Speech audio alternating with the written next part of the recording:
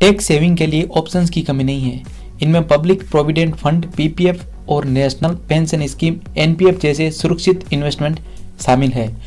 वहीं कुछ ऐसे भी ऑप्शंस हैं जो पैसा बढ़ाने के लिए अदर बेनिफिट की पेशकश करते हैं। टैक्स सेविंग फंड या ईएलएसएस स्कीम उन्हीं में एक है। Equity linked saving scheme ELSS section 80C के तहत टैक्स सेविंग और इनकम बढ़ाने के लिए अदर बेनिफिट ऑफर करती है। ये म्यूचुअल फंड्स की डाइवर्सिफाइड स्कीम्स होती है। इनमें किसी वर्ष में 1.5 लाख रुपए तक के इन्वेस्टमेंट पर टैक्स डिडक्शन का फायदा मिलता है। ईएलएसएस फंड इन्वेस्टर्स से कलेक्ट किए गए अमाउंट के का ज्यादातर हिस्सा इक्विटी या इक्विटी से जुड़ी सिक्योरिटीज में इन्वेस्ट करते हैं। बाकी की रकम डेट इन्वेस्टमेंट में लगाई जाती है। सेक्शन 80C के तहत प्रोवाइड ऑप्शंस में इनका लॉक इन पीरियड सबसे कम 3 साल है। इसके चलते भी कामकाजी लोग इनमें इन्वेस्ट करते हैं।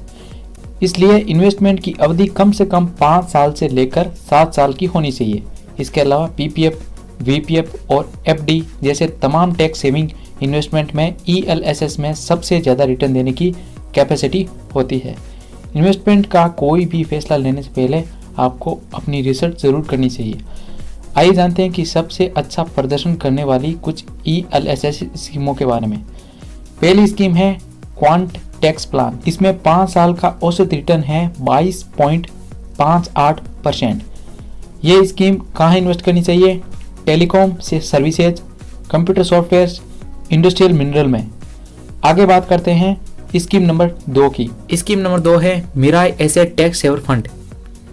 5 साल का औसत रिटर्न है इसमें 22.38%। यह स्कीम कहाँ इन्वेस्ट करनी चाहिए? Telecom services, hospital, computer software और इंडस्ट्रियल मिनरल में इन्वेस्ट करने चाहिए। आगे बात करते हैं स्कीम नंबर 3 की। तीसरी हमारी स्कीम है BOI extra tax advantage fund. इसमें 5 साल का औसत रिटर्न है 18.55%। यह स्कीम कहाँ इन्वेस्ट करना चाहिए? Bank, computer software, refineries, pesticide और NBFC में इन्वेस्ट करनी चाहिए। आगे बात करते हैं हमारी चौथे नंबर की स्कीम में। चौथी स्कीम है Canara Robeco equity tax saver.